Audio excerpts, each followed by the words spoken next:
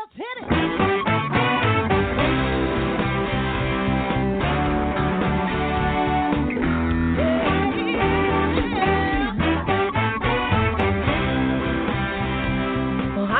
And welcome to Alzheimer Speaks Radio. I'm your host, Lori La Bey, and I'm so excited that you're joining us today. We are going to have a fascinating conversation as usual as we learn from people all around the world at all ages and stages of life.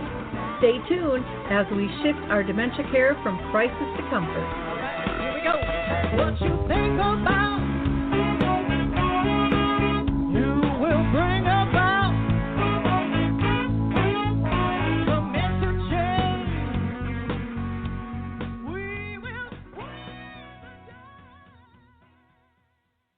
Well, hello, everyone, and welcome back to Alzheimer Speaks Radio. If you enjoyed our opening music called Clarion Call by the Mark Arneson Band, you can now download it on your favorite music platform, which features My Adore. I just love that song myself.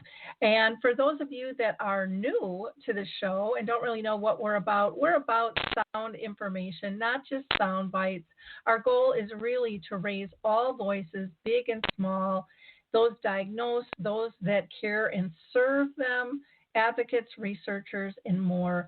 And today you will be able to join the conversation by calling in at 323-870-4602. That's 323-870-4602. And before I start our conversation with our wonderful guest, this is going to be a fantastic topic on volunteerism and just changing it up and really grasping a hold of a huge group that's out there that wants to help. I want to give a shout out to a couple of organizations. One is the Memory Cafe Directory, highly recommended, great support group for people with dementia and their care partners. You can find out which ones are doing virtual cafes by going to memorycafedirectory.com. Also check out Live to Be Healthy, and that's Live, the number 2, letter B, Healthy. If you're looking for some exercise routines, they would love to talk with you there. They're doing some video stuff. And our next show on Thursday, we're going to be talking about making travel timeless with Jane Doherty. And then on Sunday, we'll be doing a COVID special again, talking with people around the world on how they are coping with this time that we are self-isolating and social distancing, but still staying connected. And last, I want to thank all of our listeners for your likes, your clicks, your shares. You have been unbelievably supportive and really expanded our reach here at Alzheimer Speaks. So I just want to thank you so much for your continued support, and I hope you will continue to do the same.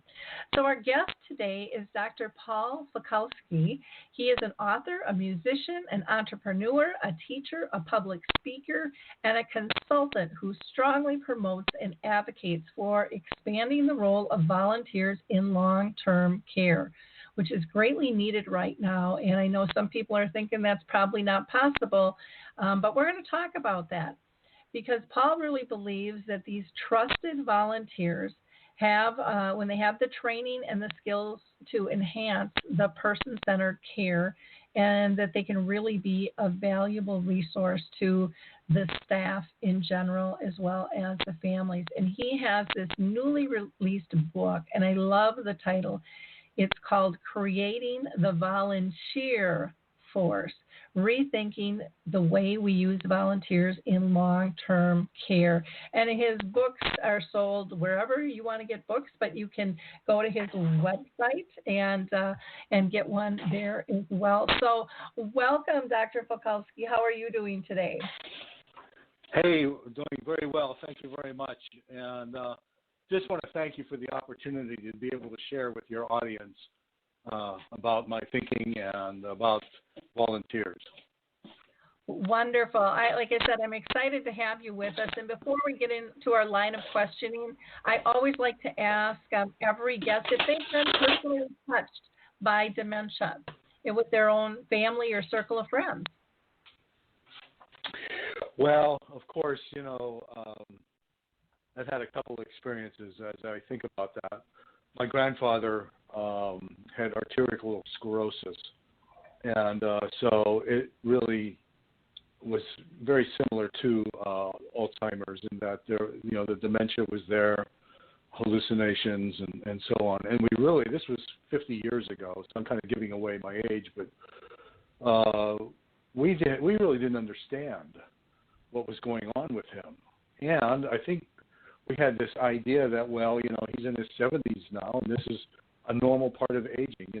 We're senile when we get older. And so I don't know how much, it was just a different way of thinking. Of course, now, 50 years later, I have a completely different understanding.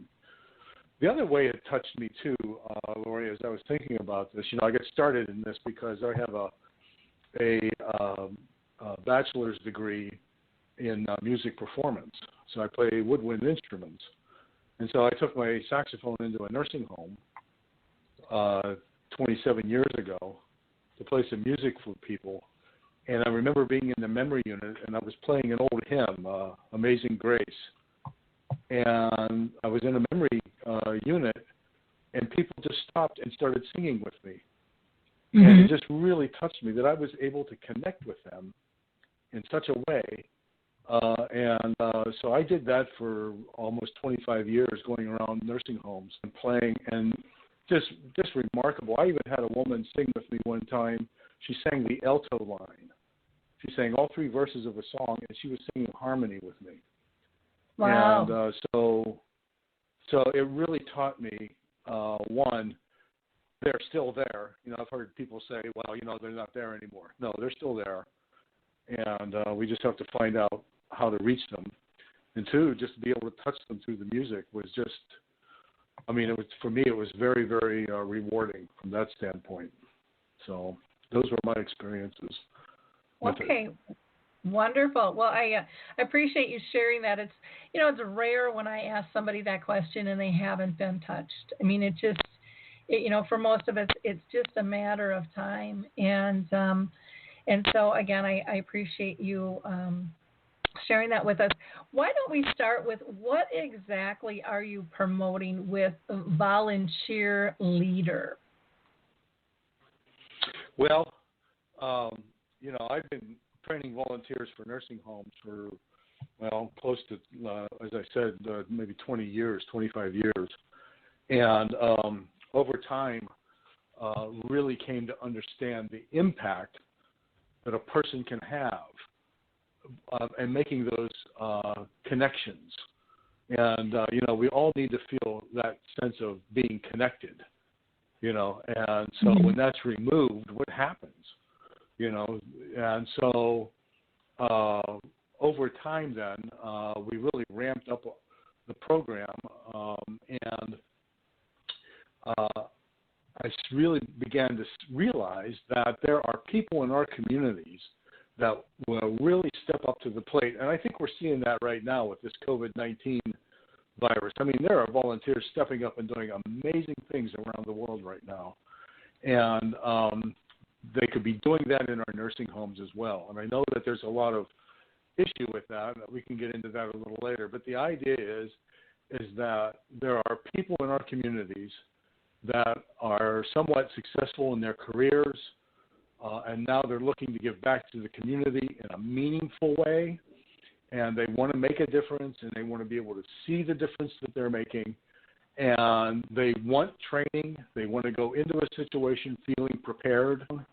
It's also online, and they want that, and then they want ongoing training. They don't want to just have that initial training. They want to grow in the experience, and they want to be able to touch people in a meaningful way. So seeing that in my own experience, I know that can't be unique to just where I live, but that's all over our country. And I've seen it happening in other places. And the big model that I hold up is Baycrest up in Toronto. They have 500 beds. They have over 2,000 volunteers working in every department of that facility. It's just amazing when you see it. I spent 4 days there a couple of years ago touring and having the director of volunteers take me through the program, and it's mind-boggling. So when I came back, I said, we've got to do that here. We've got to figure this out. And so, again, this isn't about free labor. Everybody says, well, you're promoting free labor. No, I'm not promoting free labor. What I'm promoting is creating a workforce, a volunteer workforce that will supplement the staff. A researcher once commented in his article that a nurse he asked the question, is a nurse helping someone to get dressed a good use of resources?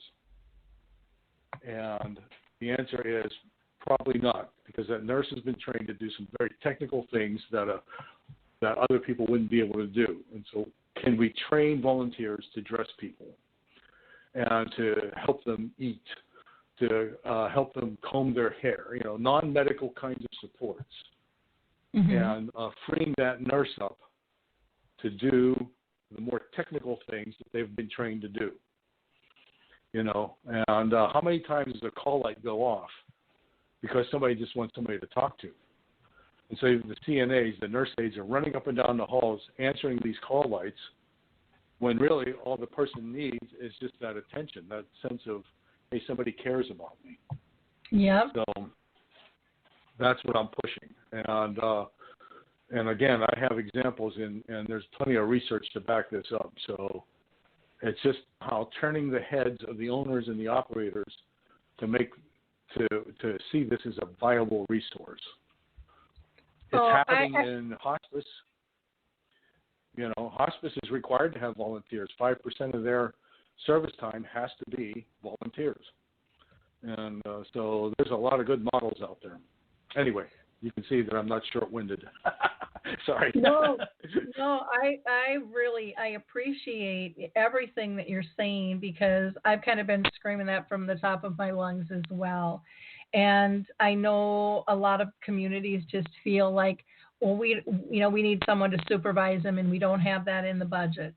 We don't have that in the budget to do that. And what they're not seeing is, the budget that they'll really be saving in the long run by getting this set up and being able to work more efficiently and effectively, and, creating, in my opinion, this was my experience anyways, you can take a person who can be, that community's worst nightmare and change them into a raving fan. If you listen to what they have to say, and, you're open-minded, because there's a lot of good ideas out there. And sometimes people get stuck in that mode of, well, we've always done it this way, or they don't know what they're talking about. But they don't know what they're talking about because maybe they haven't been educated on what's really going on. And to me, that's a really worthwhile conversation. And I just think that is a very critical piece, especially right now in this COVID situation. We have so many people that could help communities, I believe, in so many different ways, and they're not tapping them because it's not a priority. They're prioritizing what they need to do inside, which, I'm not going to say isn't a worthy cause, because, my God, we know we need that attention there. But you need to coordinate what's happening in the greater community and what's the impression of your community, I think, as well. What are your thoughts on that? Yes. I mean, as you were talking, it just reminds me of, like, how did I get started in this? Well, I took my saxophone into a nursing home, completely naive, having never been in one. And suddenly my life has changed, and I'm working in a degree on gerontology. It just turned my whole life around. And I'm wondering how many people in the field of aging started as a volunteer. So, we're faced with, the challenge of hiring people and encouraging people, inspiring people to work with older adults. Well, what's the gateway? Well, it's the volunteer piece. One of the things that I realized as I was going through this experience was the people that we recruited, and we screened, by the way, people were concerned about that. We screened. I mean, it sounds kind of counterintuitive, but our attrition happened right up front. And I kind of used the Marine motto, we only take a few good ones. Mm-hmm. And so we screened heavily for commitment, reliability, can they think on their feet, and so on. There was a few things that we screened for.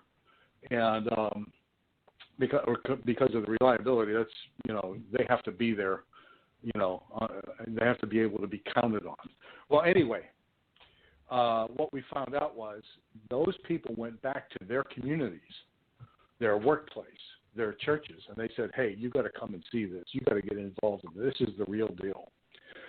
And we even wound up with a major corporation, the CEO. We honored them because they were donating printing costs. We were able to print our brochures and training manuals and things. That was all being donated by them. And so we recognized them at a banquet. And the CEO came to the podium to receive the award. And he said, this is really a great thing. He said, I want my employees to go through this training, and I'll pay for it. And that happened. And so it becomes a conduit. We had volunteers. I had a gal leave a major corporation. She was a controller, and she became a bookkeeper for a nursing home in her town because she found meaning there. I mean, that's a heck of a transition. And then people went on to become activity directors, CNAs. So not only is it a way to take some of the pressure off of the staff, but it becomes a recruiting tool as well. I mean, how else can you, the stigma of the nursing home, you go out on the street and you say nursing home, people on the street are going to go, well, a place to avoid. And what you have to do is get them in the door and give them some of these great experiences, and that undoes, that mitigates the ageist thinking and the stigma that people associate with nursing homes. So, yes, I think community involvement is, it does so many things. And it changes the volunteer. I mean, look what happened to me. And I've had people say to me, it said, man, this has really changed the way I see life. I hug my wife a little more. I talk to my kids a little differently. And so it really has a profound impact, not only on the people in the nursing home and the people working in the nursing home, but the volunteers themselves. So I totally agree. My mom was in a nursing home for 14 years. And wow. And it was a long time, and there was a point where it was actually in the beginning. I guess you could say I was one of their worst nightmares because I was all over everything, and I had a lot of opinions and a lot of thoughts, and I'll never forget. And neither will the administrator. One day, it was announced that we had gotten together and we were. How did it work? They were talking about doing some redecorating, landscaping in the front. And I said, well, I'm looking at putting in a waterfall in my backyard. And they're like, oh, we could never afford that. And I'm like, really? They're not that expensive. And so I was talking to the staff about it, and they went back to the administrator, and the administrator said, okay, if you guys want to make a committee, see what you can come up with. And we were able to put in this beautiful waterfall and patio and gardens. And it was really something else because we worked together and we just didn't assume that it was out of the budget. It's like, let's explore this. And I remember when they were adjusting because they needed more transitional care to be able to make money to kind of survive as a community. And the decision was they were going to put all of the regular people that lived there and were never going to get out, they were going to have the view of the back alley. And then all the transitional people who were going to be there a couple of weeks to a couple of months were going to have this beautiful view of the waterfall. And I just went off on the director or the administrator, and I said, "This is so outrageous." I said, "You are not dealing with quality of life at all. Your transitional care can get up and walk around. Some of these people can't. And they're going to look at a little teeny, basically driveway and a fence." I said, "That is offensive to me as a daughter." And I really gave him a hard time. He called up his supervisor, and within 2 weeks, they planted in this little strip that was maybe 2.5, maybe 3 feet wide between the driveway and the fence, these beautiful, beautiful plantings that come up every year. And, there's bird feeders and the squirrels are out there, and it's made such a difference. But Doug, who was the administrator at the time, he said, I felt like I was 2 inches tall when you got done with me. And he said, "But everything you said made sense, Lori." And so he brought it to his supervisor, and he said that was a changing point for us as a company in how we viewed, how we served. And, from that point on, I got very involved. And so did a lot of others. There was one gal who was a master gardener, and she took care of all the plantings on the whole campus. She loved it. Wow. Saved them a ton of money to do that. And, got feedback. I did education for them, and I did some support groups for family, but I wasn't going to do it the way they'd always done it because it hadn't been successful. And so we just made little tweaks, looking at it from an outside perspective. And to me, I think that's one of the great things about volunteerism or collaborations when people are passionate, when they really want to be there. You get creative ideas that are endless and make life easier and better for everyone. And I don't think that communities always recognize the value. It's a total culture shift, not just for the volunteers, not just for the residents, but the staff. The staff see happy in their positions as well. I haven't mentioned the staff yet, but my comments from the staff was, "Where did you find these people, and can you send us more?" And when that nurse or that CNA sees a trained volunteer, and I emphasize the word trained, screened and trained. This isn't just somebody that walked in, but somebody that's really made a commitment. But anyway, when you see the nurse and the CNA sees that exchange going on, they get a lift from it. And so I don't have any research yet to back this up, but my money's on that it improves retention rates, because that nurse goes home tired, but knowing that Mrs. Smith had a visitor today that really met some of those emotional and psychological needs, and so that's kind of the road I'm headed on. One of the things I want to say as you're talking, you're right. The volunteers, like, for example, at Baycrest, I keep bringing them up. They do not pay me. I don't work for Baycrest. But when I need a nursing home, that's where I'm going to go. Anyway, but seriously, they have volunteers working at every level. They have a committee that does program development. They have retired accountants that are doing data analysis on the programs that they've put in place. And this is all volunteer. And they're unionized. So what that means is that the union worker and the volunteer are working side by side. And so one of the things that I'll hear is that, well, we're unionized. Well, Baycrest, when they write a job description, they sit down with the union leaders and they write it together. And so everybody knows what that volunteer can and cannot do. And, so I'm getting off a little bit, but the idea is that it's very intentional and it doesn't happen by accident.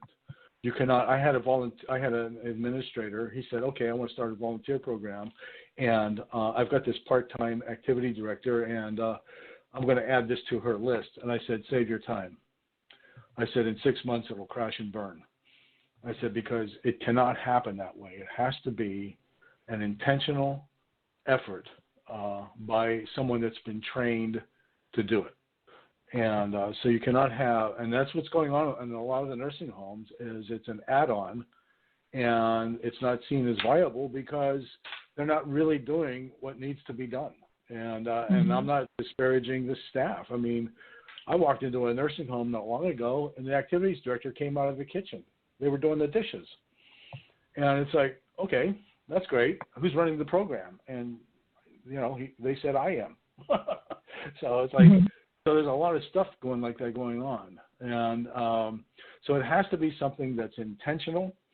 It has to be led by what I call a director of volunteer engagement. And that person should sit right beside the director of nursing, and they should work together to meet the physical and the the emotional and psychological needs of that resident.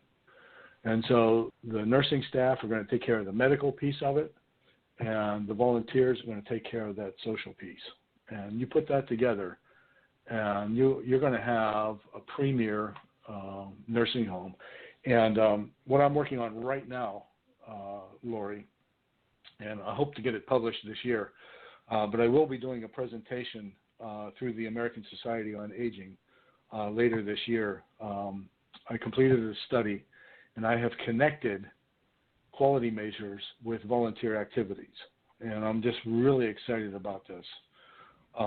Nursing homes that are providing personalized cares through their volunteer program are using less drugs to manage people, less antipsychotics, fewer UTIs, fewer falls. And that goes to star rating.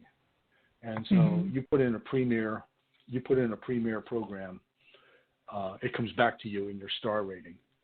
And I don't know if people know what I'm talking about, but the CMS, the Centers for Medicare and Medicaid, they rate nursing homes. If you go to Nursing Home Compare, Google that, you can look at nursing homes, and they're rated. They get 1 to 5 stars, 1 being not so good and 5 being excellent. And you look at the nursing homes that have premier volunteer programs led by a professional volunteer manager, and you look at their star rating, and you can see that it makes a difference. And, and that's the way people shop for nursing homes. They go to Nursing Home Compare, and they look up the nursing homes in their area, and if you got a 1 star, you're not going to be at the top of the list. And so, I know the administrators. Listen, by the way, I'm not faulting administrators because I know what they're up against. They've got to keep the beds full. I understand that. But I'll tell you, paying for and putting in a director of volunteers will come back to you in keeping your beds full and keeping people alive longer. It will. And so anyway, hopefully I'll have that published by the end of the year if I can live so long. Well, I think I think that is so incredibly important, though. And again, I know everyone is kind of in this overwhelmed state right now, and I understand that. I mean, I really, truly do. But, you've got to look at end game. You have to look at big picture when you're doing some of this stuff. And there are so many people right now that really, really want to volunteer. They want to help. And people are like, well, nobody can come in, but they can make calls. They can make cards. They could knit prayer shawls. They could make face masks. They could arrange music outside or children to come and draw in the parking lot with chalk. There's lots of different things that they could do. They could do, window visits that are scheduled and supervised, and just so people don't feel so alone. There are many, many things and many talents that people have that we're not tapping into. And, they've got the time and they want to do something. They also know the need and how severe it is. And they're scared for, if it's not their own personal loved one in there, They probably have a friend who has someone living in a community, or they're maybe thinking, oh my gosh, what if that was me in there? What would I do? How would I Yeah. be treated? And, they want to help, but they can't help if we don't show them how. If we don't, it's not their responsibility to just come pound on your door and say, this is what I want to do. They need to be invited in. There needs to be a welcoming and like you said, some training of, how is this going to work? But in the long run, it's going to soothe hearts, I think, of everybody in the process. Yeah. Yeah. Again, how many times is someone calling for help when they just want somebody to talk to? They're feeling disconnected. And so, this is where the volunteer, and I'll take it a step further. We can't maybe this time around, but you could have a small cadre of volunteers, maybe 5 or 6 volunteers that have gone through special training. And I know there are people out there that would do this.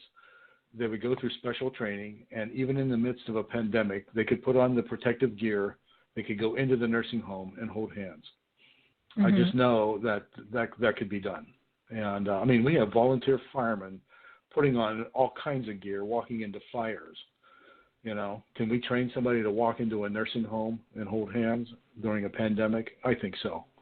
And I know there's probably people out there screaming right now, but I just know from my own experience, we have people in our communities that are stellar, and they would do something like that.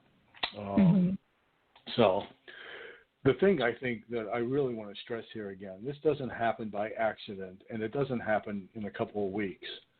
You don't build a program like this. The Baycrest program's been around for 30 years, and so we have some time. And the picture is, Lori, is that regardless of the pandemic or any other issues that we might be facing, by the year 2050, there's going to be somewhere around 100 million people in this country over the age of 65, half will need some kind of long-term care. Half. Right now, we have about 20 million people over the age of 65. That's kind of rough numbers. That's going to multiply 5 times over the next several decades. Right now, the Bureau of Labor Statistics reported that we're going to need, by the year 2026, we're going to need around 8 million long-term care workers. And right now, we have about 1.5 million. So, it's not like things are the need is going away. It's going to escalate way beyond where it is right now. And so if we don't involve the community, we're shooting ourselves in the foot is what we're doing. And again, going back to, recruiting, mitigating ageist thinking and stigma about the nursing home, helping retention rates, providing, and you hit it, quality of life. It's great. I had a woman one time, I'll tell you, the residents will tell you what they need. I had a woman one time say to me, she held up her little pill cup. The nurse came over and she had to take her medicine. And so they had those little paper Dixie cups, and there was 3 or 4 pills in there. She held that up to me and she went, you see, this is what they think we need. She goes, what you're doing is what we need. And so, and again, some of the things, another one that sticks in my mind is a woman said to me, she goes, I have a lot of people around me here, nurses, aides. She goes, but there's no one here just for me. And so just having a lot of people around doesn't mean much. I tell the story. I was at Arrowhead Stadium one time in Kansas City for a football game, and this is long before cell phones. And I went up to the stand to get a hot dog, and I came back and I lost my. I got lost. I wasn't sure where I was, and there I was, surrounded by 80,000 people, but I needed to find one. My ride home. And so, was a very lonely feeling in that moment. So you can be surrounded by 80,000 people and feel very alone. And so again, the volunteer really can address that. And again, I just stress, we talk about training. This isn't, this is the training that volunteers go through, that we put them through. They went through 16 hours of training, and then they had to go through 3 more hours of training each year to maintain their status. Mm-hmm. And they were doing it. They wanted that. And the research, there's all kinds of research out there that shows volunteers not only want initial training, but they want ongoing training. They want to grow in that experience as well. And so this isn't something that happens by accident. It's not an afterthought. It's a critical part of the delivery of care. And there's places, the UK is light years ahead of us on this. I hate to say that, but they really are. I mean, they're just doing amazing stuff over there when it comes to social isolation. They have a minister of loneliness. I know. I mean, everybody kind of laughed about that, but it's not a laughing matter. I mean, one of the really sad statistics is that the highest rate of suicide is among people over the age of 65. Mm-hmm. No sense of purpose. Why am I here? Why doesn't God take me home? I'm sure people have heard people say that. And I have no reason to be here. And so, we have, the only time it was less was during the 2008 crash. But people over the age of 85 have the highest rate. Mm-hmm. Women have the highest attempted, and men have the highest successful. And so, men use guns, women try to overdose on their medications. So, and that's a very sad statistic. And, definitely. So this business of loneliness and social isolation is not some casual thing. And so anyway, that's that. No, I totally understand. No, I know that there's, if I remember correctly, there's a program in the hospitals called Healthy Life Elder Program, or HELP, where volunteers are trained to be with older adults as well. And boy, I would really like to see more of those, especially when it comes to dementia, because when someone is hospitalized, it is so difficult for them. And they really need somebody there with them 24/7 to kind of guide them through the, what is happening, and to keep them calm. And so many people have such a difficult time because it's so stressful and so scary that, their progression can really just take a big jaunt ahead, and they don't, always recover when they come home after that. And thanks for mentioning HELP too, because that, to me, that's a model that could be adapted to nursing homes, the HELP model. Mm-hmm. And Healthy Life Elder Program, Sharon Inouye developed that, and and they're doing everything. Those volunteers go through all kinds of training. They commit to 4-hour shifts, and they're there 24/7. There's always somebody with the person, and of course that's a little different environment, but the idea is that there's volunteers that will do that. Yeah. So we don't need the volunteers there 24/7 in nursing homes necessarily, but there are people that would make that kind of commitment. There's another good one too, and I'm happy to talk about these. Elizabeth Knox in New Zealand, Elizabeth Knox Hospital and Nursing Home. The CEO there, Jill Woodward, 250 beds, 800 volunteers. Wow. That's 4 people per resident. It's crazy. Yep. I said to her, how did you do that? She goes, well, you start by hiring a great volunteer manager. And question for you there. Yeah. What makes a great manager of volunteers? Well, I think it goes, of course, towards personality. They have to have a really interesting mix of having administrative skills and being very creative at the same time. They also have to understand marketing. There's the business of volunteer motivation. So they have to be able to really understand people and feel comfortable working with people from a variety of backgrounds. And most of all, they should be trained. They should have some kind of a certificate or certification in volunteer management.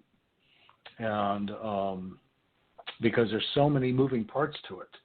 It's not just recruiting a volunteer and then giving them training. There's also retention. We have to deal with that. We have to deal with marketing. And when I say marketing, how do I get the word out to the community? And then they have to understand any number of things when it comes to data collection and data analysis. Well, that sounds exciting. That's, but when you look at the good programs, that's what they're doing. They institute a new program, a new volunteer effort. Then they collect data on it. They have a baseline. This is where we were. We looked at depression scores, for example. And now we're going to look at it 6 weeks from now. Then we're going to look at it again 12 weeks from now. And they're doing data analysis. Well, who does that? And so, if the volunteer manager doesn't understand how important that is, when the CEO asks that director, what impact are you making? And you talk about an ice cream social or, don't get me wrong, there's nothing wrong with ice cream socials, but the idea is we talk about the event. We don't talk about the impact that the event made. We don't talk about, okay, I have everybody counts hours, right? So I turned in 10,000 volunteer hours. Well, so what? What impact did that have? What impact did it have on the community? What impact did that have on the resident? What impact did it have on our staffing? And so that impact statement, and the CEO is going to say, show me the numbers. We've got all kinds of heartwarming stories, but the CEO who has to keep the doors open, how do we do that? And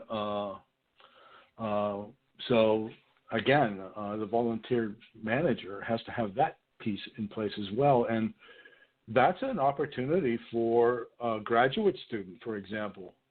Graduate students that are working in their statistics courses and that, they'd be happy to exercise some of their newfound skills.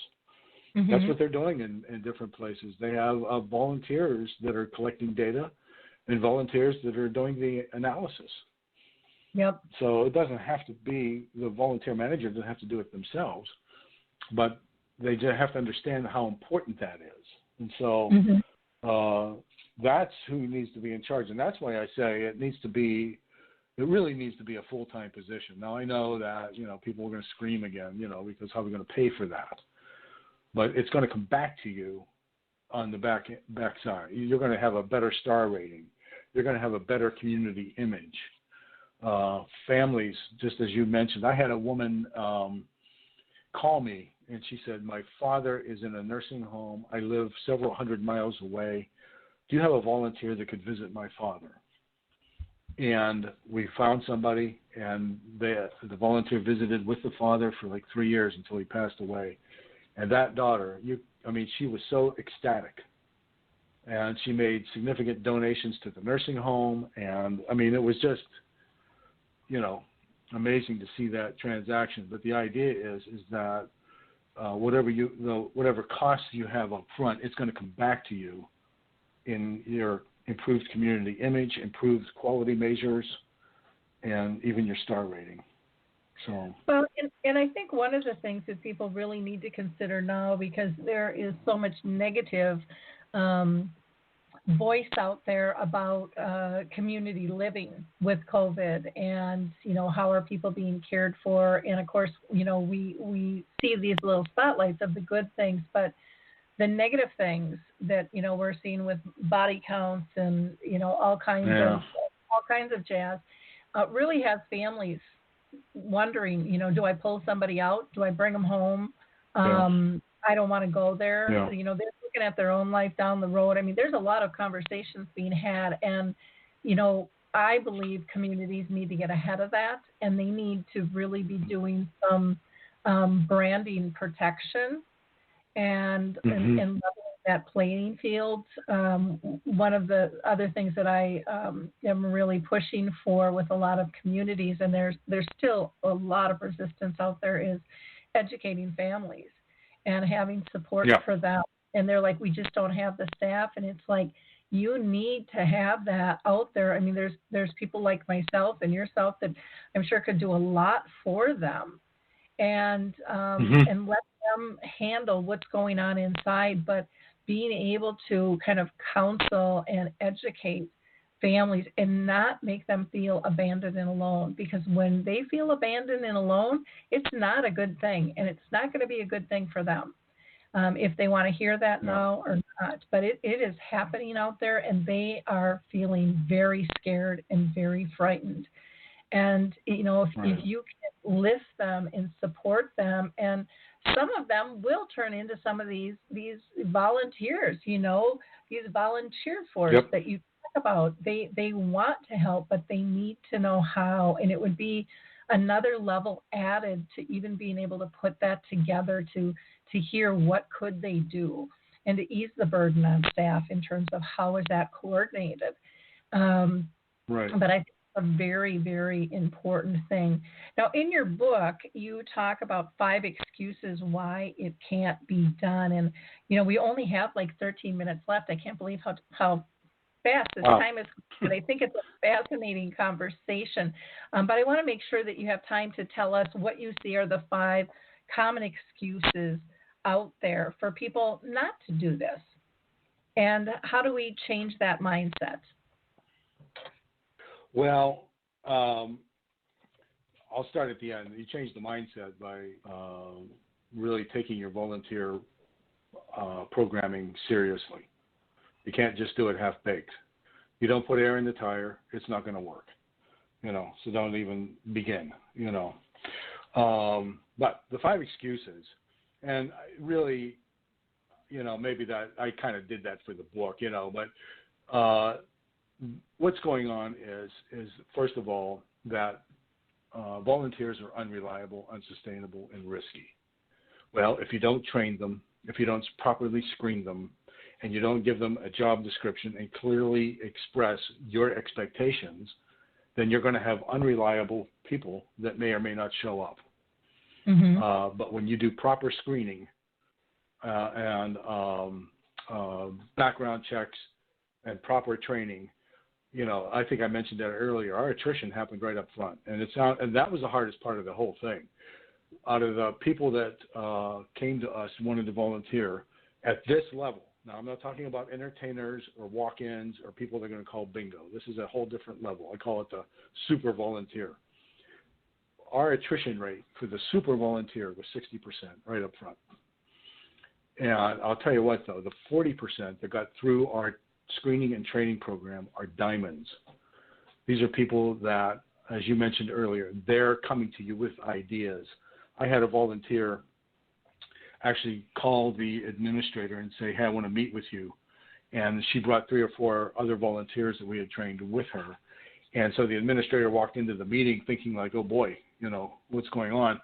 And he said, okay, so what do you need? And the volunteer said, no, we're here to find out what else do you need? And so it's a whole different mindset. And these are people that show up when they're supposed to show up. As for liability, people will say, well, what about liability? Well, what about it? You do your risk management. You identify and write policies and clear job descriptions as to what volunteers are to do and not do, and then you provide the proper training to do that. And then labor unions. Well, yes, that's right. We're not trying to promote free labor. And so just like they do at Baycrest and other places, you sit down with your union reps and you write jobs descriptions together, and so that everybody's on the same page. And then, of course, there are policies within the medical community that preclude volunteers from doing certain things. And so we have to really address the medical grip that's on healthcare right now. And I think that's happening as people are starting to understand we need to meet the psychological and the social needs as much as we need to meet the physical needs. And then finally, the nursing home budget isn't going to allow for paying a professional. Well, what are you losing by not doing that? And you're struggling to keep your staff. You're struggling to keep your doors open. You're struggling to find new staff. And you put in a well-run, well-managed volunteer program, and you have a recruiting tool, and then you have a staff support, as I mentioned earlier. So stigma, liability, changes in policy, labor unions, and the budget. Those are the 5 things that I hear most often, and they can all be addressed. So, yeah, well, and I would think for paying for the volunteer, I would think there would be some grant money out for that too, in terms, because you're talking about quality of life, and you're talking about increased engagement, overall within the community, and I just think that is, talk about programmatic. You don't. Yeah, right. Kind of the base of it. So I think sometimes it's the words that we use, and we've devalued, they're just a volunteer. And it's like they can enhance a program and a culture to no end, if you're willing to get creative and allow their creative juices too, listen to, what can they offer? How could that be worked in? And maybe not every idea that comes to you is going to work, but you know what? It doesn't with your staff either, and it doesn't with your own ideas. Some things work and some things don't. But the only way you are really going to know is if you try. And I think we are in such a state where it is a shame to see communities not try this, because like you said earlier, the ones that are doing this are quite effective and really making a big difference. But change is scary to many. Yeah, and it's again going to the money. The Baycrest, they have 2,000 volunteers. They have 2 paid staff. They have the director of volunteers, and then they have the volunteer coordinator. And all the rest of it is done by volunteers. They have volunteer receptionists, volunteer interviewers, volunteer recruiters, volunteer trainers. I mean, it's amazing. And so it's a great model. And again, I don't get any kind of endorsement or any kind of, remuneration from Baycrest. I've been searching the world for great programs, and I bumped into these guys, and it's just, it blows your mind when you see what they're doing up there. But again, it doesn't happen by accident. And as far as the ROI, you want to keep your beds full and you want people to live longer, then you address their social and psychological needs. And that'll happen. And people, your star rating improves. And so, again, it's a whole different crowd, consumer now. 50 years ago, we didn't have the internet.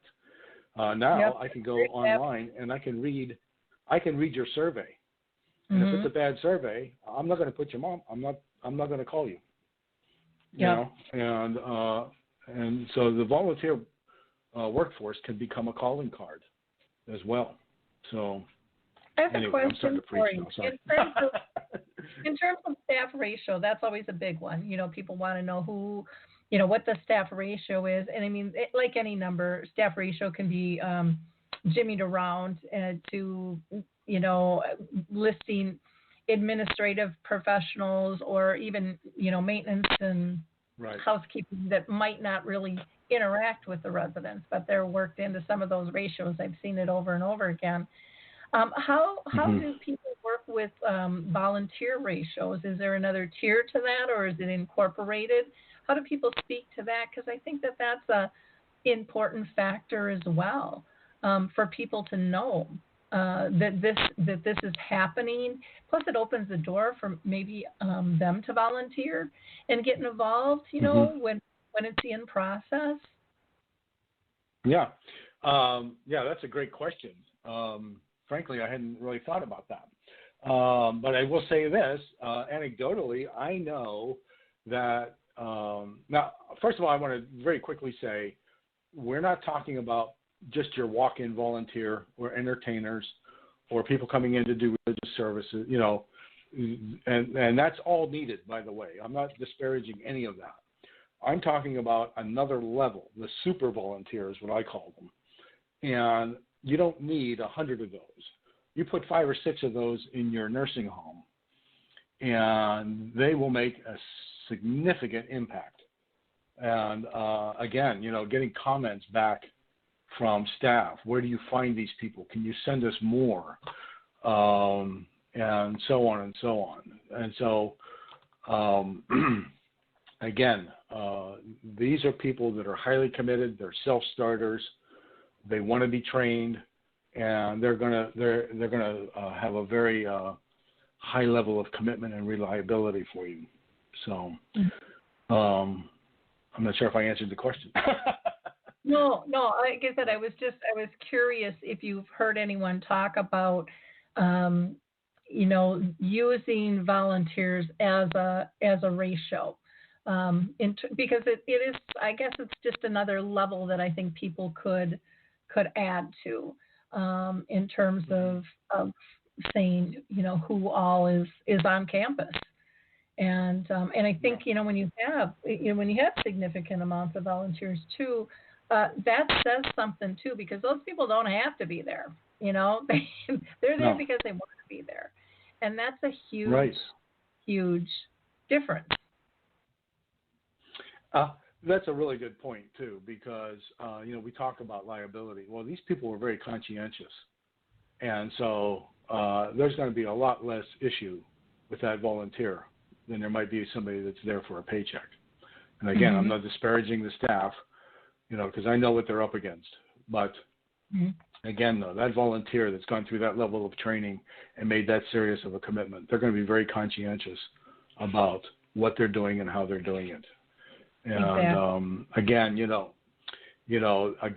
I keep stressing, this isn't, for example, having that professional director, they could create a ladder, a progression ladder. Maybe they are a walk-in, and the director recognizes, hey, this is somebody that really could be doing a lot more, and so they step them through an advancement type ladder, so they can advance in their volunteer role. And so, again, and I'm not disparaging walk-ins or musicians or bingo or, God bless bingo, but I mean, all of that is necessary. But more than anything, at this point, we need people that can come in and really support the staff and really support the resident and be a resource for the family. I mean, families, if somebody at this caliber is visiting your mom or dad, that's going to give you a very deep sense of relief. Yeah, and hey, there's. Go ahead. I want to cut you off because I want to make sure that we get your contact information to people, because we only have a minute left. So your website is voluncheerleader.com, VOLUNCHEER, and then leader. And they can reach you at that same .com. Just put Paul at voluncheerleader.com. Thank you so much for your time. This was just a great conversation, and I wish you the best, and I hope many communities see light at the end of the tunnel and decide to collaborate and really put a program together for volunteer leaders. Thank you so much, Dr. Falkowski. Bye now. Thank you, Lori. Thank you very much.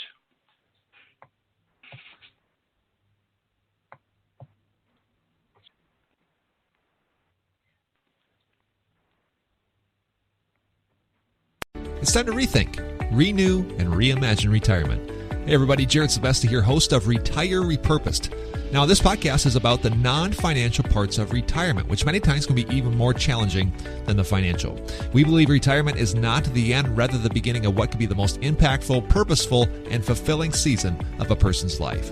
So don't retire, become repurposed.